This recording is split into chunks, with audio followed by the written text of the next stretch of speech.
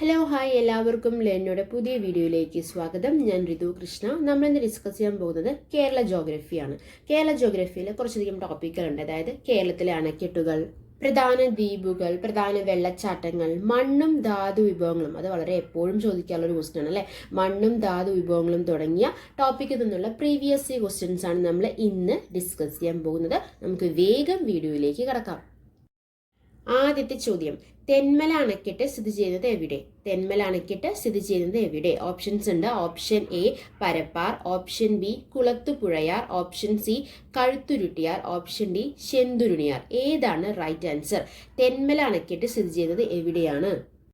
The right answer is option A Parappar. Thenmala അണക്കെട്ട് എവിടെയാണ് സ്ഥിതി ചെയ്യുന്നത്? പരപ്പാറിലാണ് തെന്മല അണക്കെട്ട് സ്ഥിതി ചെയ്യുന്നത്.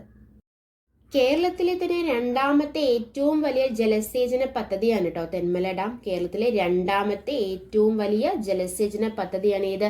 തെന്മല ഡാം. തെന്മല ഡാം സ്ഥിതി ചെയ്യുന്ന നദി ചോദിക്കാറുണ്ട്, കല്ലടയാണ്. തെന്മല ഡാം സ്ഥിതി ചെയ്യുന്ന നദി ഏതാണ്? കല്ലടയാണ്. അത് ഏത് ജില്ലയിലാണ്?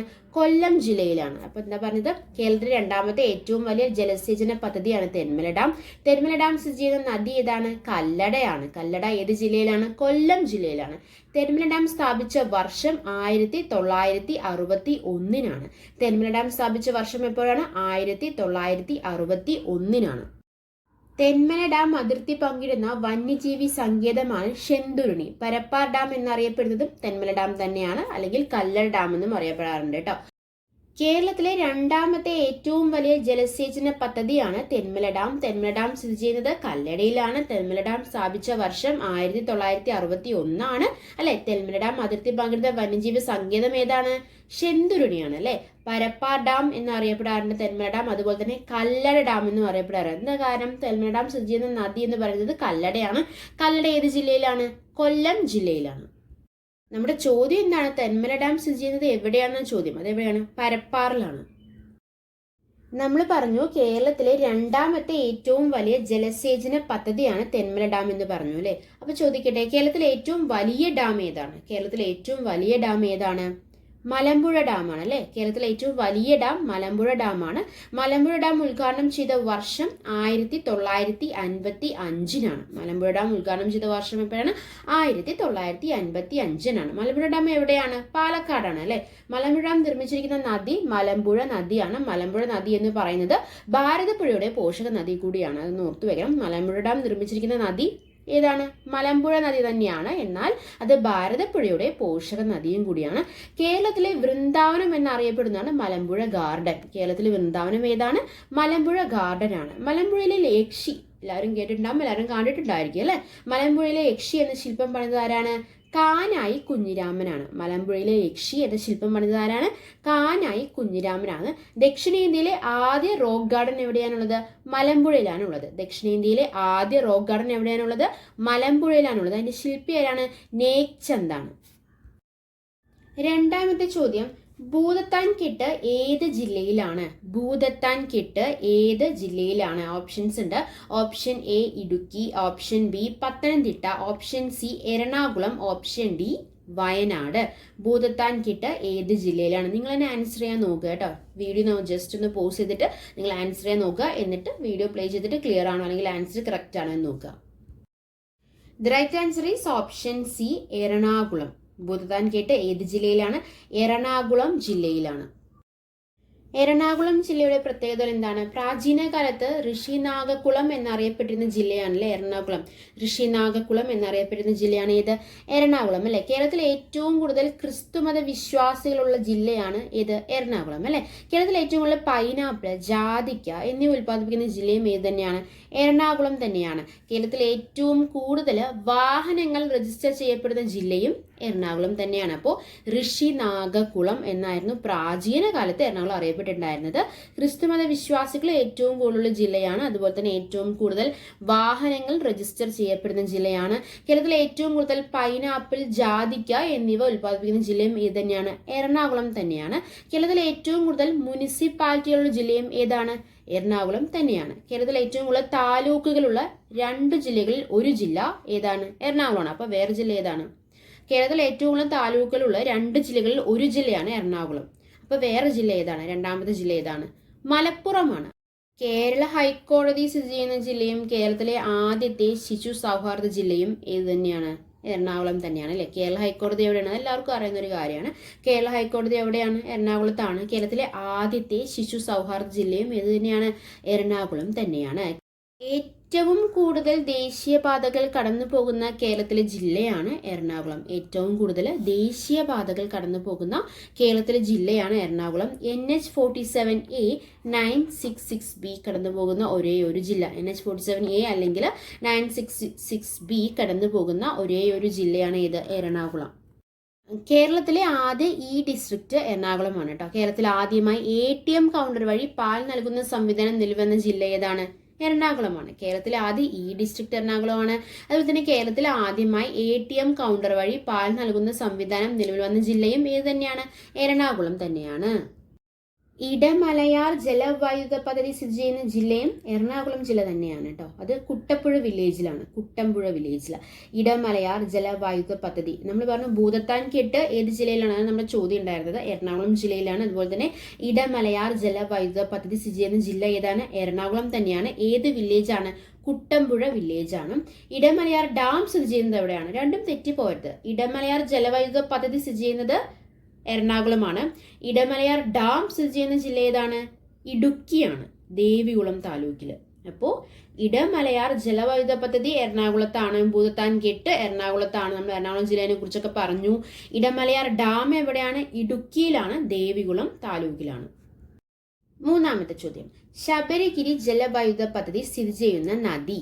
ശബരിഗിരി ജലവൈദ്യുത പദ്ധതി സ്ഥിതി ചെയ്യുന്ന നദി. ഓപ്ഷൻസ് നോക്കാം. Option A Periyar, option B Kunthi, option C Kallada, option D Pampa. Sabarigiri ജലവൈദ്യുത പദ്ധതി സ്ഥിതി ചെയ്യുന്ന നദി ഏതാണ് റൈറ്റ് ആൻസർ? ഇതിലൊരു ക്ലൂ തന്നെ ഉണ്ട് അല്ലേ, ക്വസ്റ്റ്യനിൽ തന്നെ ഒരു ക്ലൂ തന്നെ ഉണ്ട്. ശബരിഗിരി ജലവൈദ്യുത പദ്ധതി. ശബരിഗിരി, ശബരിമല, അതൊക്കെ ഒന്ന് കണക്ട് ചെയ്താൽ മതി അല്ലെ, ഓർത്തു വെക്കാനായിട്ട്. അപ്പൊ ജലവൈദ്യുത പദ്ധതി സ്ഥിതി ചെയ്യുന്ന നദി ഏതാണ്? The right answer is Sabari എന്ന് പറയുമ്പോൾ തന്നെ നമുക്കറിയാം. The right answer is option D Pampa അല്ലെ. ശബരിഗിരി ജലവൈദ്യുത പദ്ധതി സ്ഥിതി ചെയ്യുന്ന നദി ഏതാണ്? പമ്പയാണ്. കേരളത്തിലെ ഏറ്റവും നീളം കൂടിയ മൂന്നാമത്തെ നദിയാണ് കേട്ടോ പമ്പ. കേരളത്തിലെ ഏറ്റവും നീളം കൂടിയ മൂന്നാമത്തെ നദിയാണ് പമ്പ. പമ്പ നദി ഒഴുകുന്ന ജില്ലകൾ ഏതൊക്കെയാണ്? പത്തനംതിട്ട, ഇടുക്കി, ആലപ്പുഴ. ഓക്കെ, പമ്പാ നദി ഒഴുകുന്ന ജില്ലകൾ ഏതൊക്കെയാണ്? പത്തനംതിട്ട, ഇടുക്കി, ആലപ്പുഴ. ശബരിമല സ്ഥിതി ചെയ്യുന്ന നദീതീരം പമ്പയാണ്. ദക്ഷിണ ഭഗീരഥി എന്നറിയപ്പെടുന്ന നദിയും ഏത് തന്നെയാണ്? പമ്പ തന്നെയാണ്. പ്രാചീന കാലത്ത് ബാരിസ് എന്നറിയപ്പെട്ടിരുന്ന നദിയായിരുന്നു പമ്പ. പ്രാചീന കാലത്ത് എന്താണ്? ബാരിസ് എന്നറിയപ്പെട്ടിരുന്ന നദിയാണ് ഏത്? പമ്പ. തിരുവിതാംകൂറിലെ ജീവനാഡി എന്നും പമ്പയെ കുറിച്ച് പറയാറുണ്ട്. പമ്പയുടെ ദാനം എന്നറിയപ്പെടുന്ന സ്ഥലമാണ് കുട്ടനാട്. അപ്പോൾ തിരുവിതാംകൂറിലെ ജീവനാഡി എന്ന് പമ്പയെ കുറിച്ച് പറയാറുണ്ട്. പമ്പയുടെ ദാനം എന്നറിയപ്പെടുന്ന സ്ഥലം ഏതാണ്? കുട്ടനാടാണ്. ഏഷ്യയിലെ ഏറ്റവും വലിയ ക്രിസ്തുമത സമ്മേളനം മാരാമൺ കൺവെൻഷൻ നടക്കുന്ന ഏതിലാണ്? പമ്പയിലാണ്. അപ്പോൾ മാരാമൺ കൺവെൻഷൻ നടക്കുന്ന നദീതീരം ഏതാണെന്ന് ചോദിച്ചു കഴിഞ്ഞാൽ അത് ഏതാണ്? പമ്പയാണ് അല്ലേ. പെരുന്തേനരുവി വെള്ളച്ചാട്ടം സ്ഥിതി ചെയ്യുന്ന നദിയും പമ്പ തന്നെയാണ്. പെരുന്തേനരുവി വെള്ളച്ചാട്ടം സ്ഥിതി ചെയ്യുന്ന നദിയും ഏത് തന്നെയാണ്?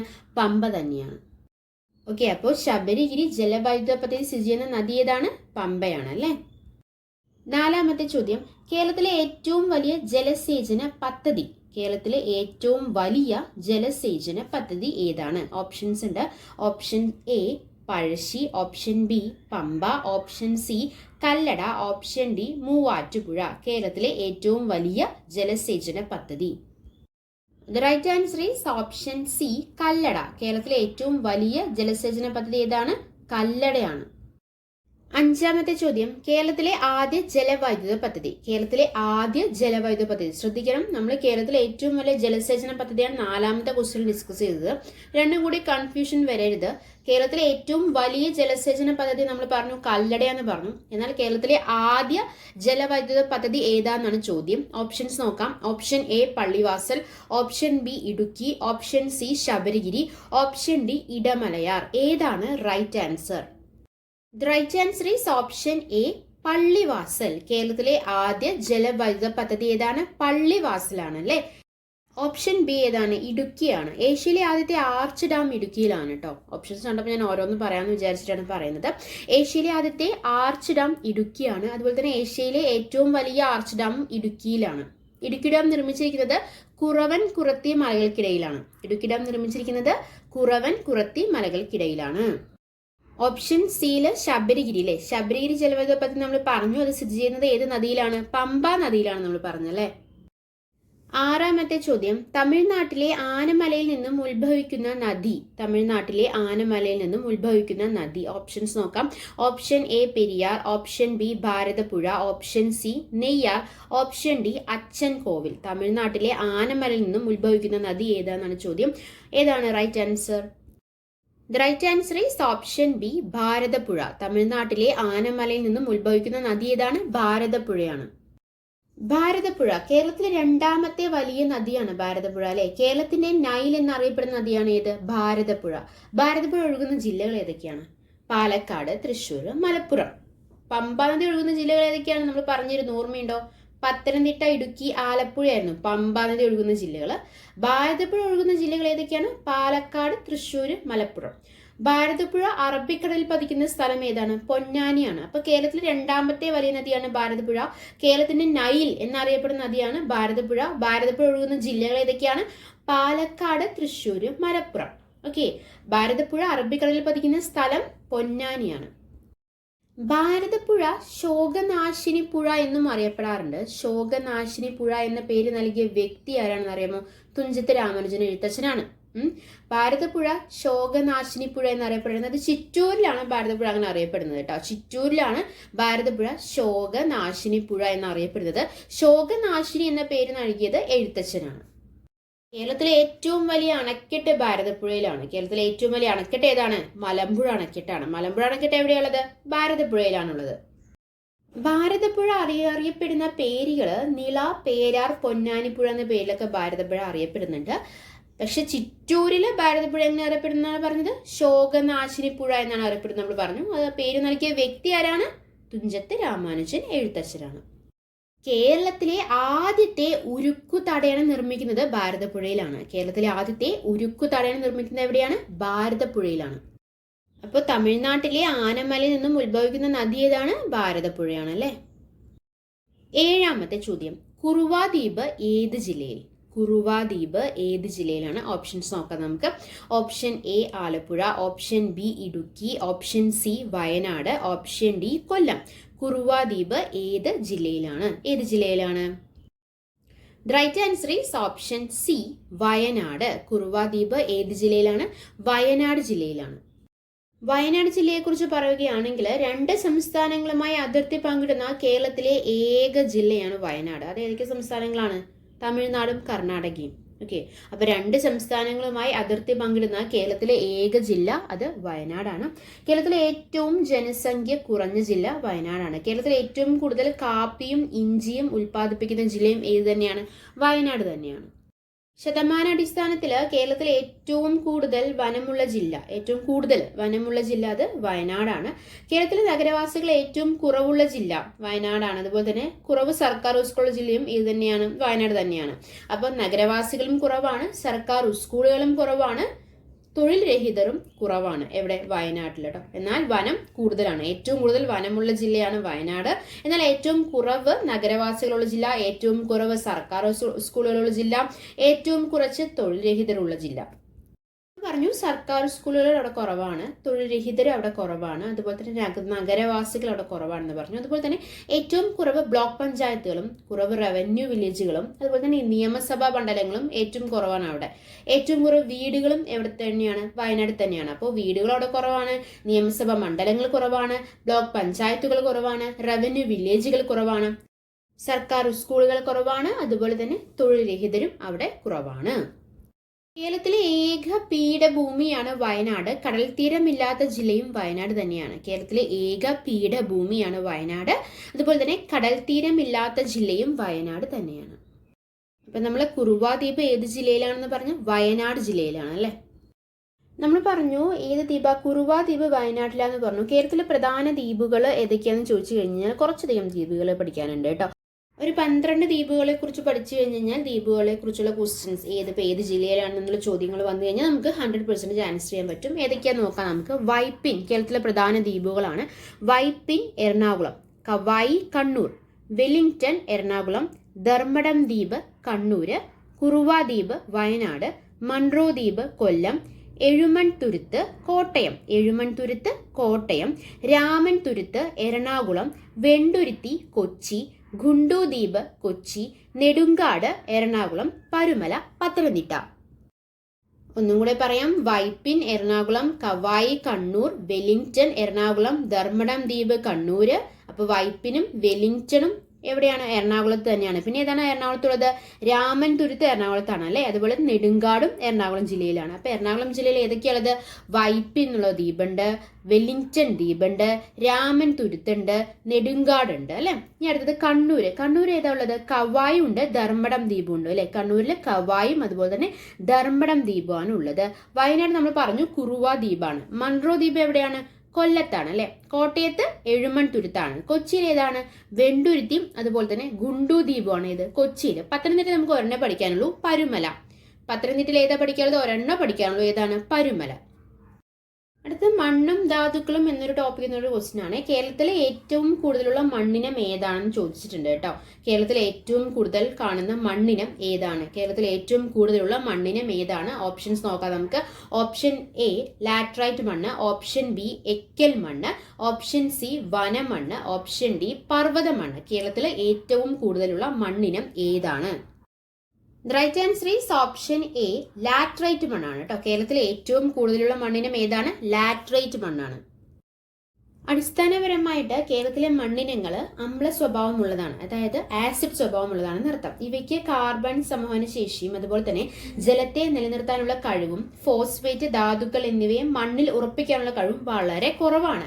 മണ്ണിന്റെ രൂപീകരണത്തെ സ്വാധീനിക്കുന്ന പ്രധാന ഘടകങ്ങൾ ഏതൊക്കെയാണെന്ന് ചോദിച്ചു കഴിഞ്ഞാൽ കാലാവസ്ഥ, ഭൂപ്രകൃതി, സസ്യജാലം, ജലലഭ്യത തുടങ്ങിയവയാണ് മണ്ണിന്റെ രൂപീകരണത്തെ സ്വാധീനിക്കുന്ന പ്രധാന ഘടകങ്ങൾ. നമ്മൾ പറഞ്ഞു കേരളത്തിലെ ഏറ്റവും കൂടുതൽ കാണുന്ന മണ്ണിനം എന്ന് പറയുന്നത് ഏതാണ്? ഏറ്റവും കൂടുതലുള്ള മണ്ണിനം എന്ന് പറയുന്നത് ലാറ്ററൈറ്റ് മണ്ണാണ് അല്ലെ. ലാറ്ററൈറ്റ് മണ്ണ് എന്ന് പറയുമ്പോൾ എന്താണ്? ലാറ്ററൈറ്റ് മണ്ണ്, അതായത് ലാറ്ററൈസേഷൻ നടക്കുന്ന മണ്ണ് അല്ലെ.